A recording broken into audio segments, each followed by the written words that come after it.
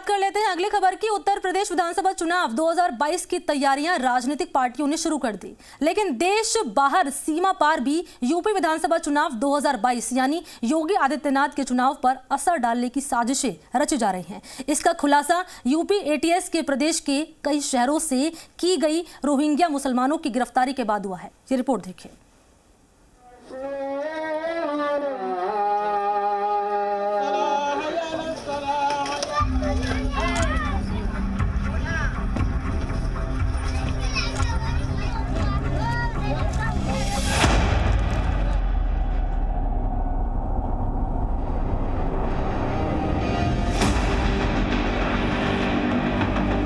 पिछले कुछ दिनों में एक नहीं, दो नहीं, तीन नहीं, उत्तर प्रदेश के अलग अलग जिलों से 11 रोहिंग्या मुसलमानों को गिरफ्तार किया गया है।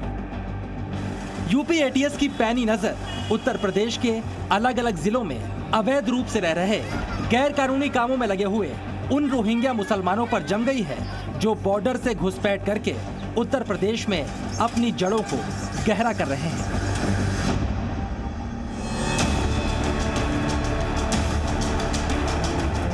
दो 2022 विधानसभा चुनाव से पहले उत्तर प्रदेश में बड़े पैमाने पर रोहिंग्या मुसलमानों की मौजूदगी कई शंकाओं को बढ़ा रही है। खुफिया जानकारी के मुताबिक यूपी इलेक्शन से पहले रोहिंग्या मुसलमानों को प्रदेश में बसाकर बड़ी साजिश रचने की तैयारी की गई है। खबर यह भी है कि साजिश का यह पूरा ताना बाना सीमा पार से बुना जा रहा है। यूपी में गिरफ्तार किए गए रोहिंग्या मुसलमानों से पूछताछ के बाद जो जानकारी मिली है उसके मुताबिक रोहिंग्या मुसलमानों को वोट बैंक की तरह तैयार किया जा रहा है। वहीं रोहिंग्या मुसलमानों के जरिए विधानसभा चुनाव में गड़बड़ी फैलाने की साजिश की भी जांच की जा रही है। एक बड़ा सवाल ये उठता है कि आखिरकार उत्तर प्रदेश विधानसभा चुनाव से पहले बड़े पैमाने पर रोहिंग्या के घुसपैठ के पीछे असली वजह क्या है? क्या उत्तर प्रदेश विधानसभा चुनाव 2022 को लेकर सीमा पार से कोई साजिश रची जा रही है?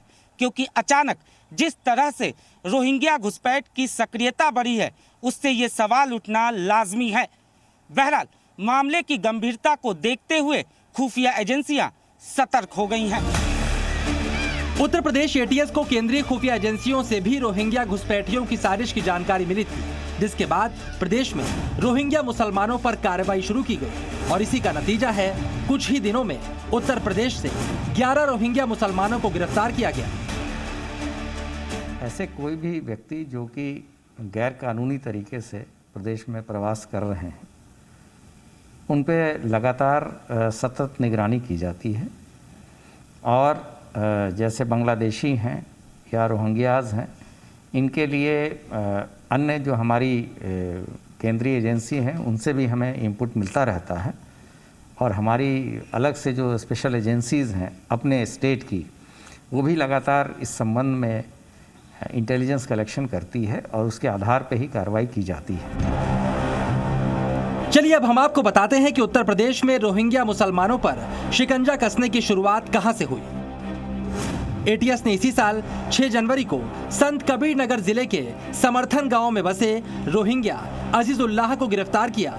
इसके बाद 28 फरवरी को अलीगढ़ के कमेला रोड पर रह रहे मोहम्मद फारूक और हसन को पकड़ा गया। फिर फारूक के भाई शाहिद को 1 मार्च को उन्नाव से पकड़ा गया। इन सभी की गिरफ्तारी के बाद एटीएस को प्रदेश में छिप कर रह रहे कई रोहिंग्या मुसलमानों के बारे में जानकारी मिली, जिसके बाद रोहिंग्या मुसलमानों पर प्रदेश में शिकंजा कसने की शुरुआत की गई। इसके बाद यूपी एटीएस ने गाजियाबाद से 2 रोहिंग्या मुसलमानों को गिरफ्तार किया। आमिर हुसैन और नूर आलम की गिरफ्तारी यूपी एटीएस के लिए बड़ी कामयाबी थी, क्योंकि रोहिंग्या मुसलमानों की घुसपैठ करवाने के ये दोनों मास्टरमाइंड थे। फर्जी दस्तावेज तैयार करवाकर म्यांमार और बांग्लादेश के लोगों को ये भारत लाया करते थे। गिरफ्तार हुए इन अपराधियों से पूछताछ में कई बड़े खुलासे भी हुए हैं। आमिर हुसैन नाम के एक वेंडर का नाम भी सामने आया है जो अवैध तरीके से रोहिंग्या नागरिकों की भारत में एंट्री कराता है। जानकारी के मुताबिक ये वेंडर दिल्ली के खजूरी खास इलाके से ऑपरेट करता है। ऐसे लोग भी मिले हैं जो कि ये काफ़ी लोगों को बाहर से ला के यहाँ पर विभिन्न जगहों पे एडजस्ट कराते हैं, उनको नौकरियाँ दिलाते हैं।